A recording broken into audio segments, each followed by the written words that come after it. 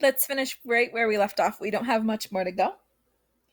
So his lenses were the clearest and the most powerful lenses of his day, but he never shared his secret for creating them.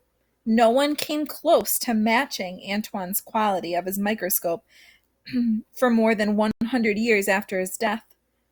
Of the 4 to 500 microscopes that Antoine is believed to have made, no more than only 9 still exist today.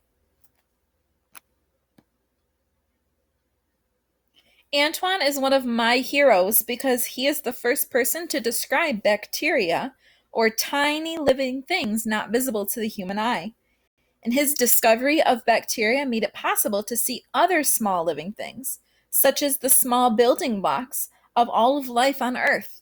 As a nutritionist, I am fascinated by how the human body works and the tiny building blocks that make up the human body. The next time we meet, I look forward to teaching you all about the amazing body's building blocks.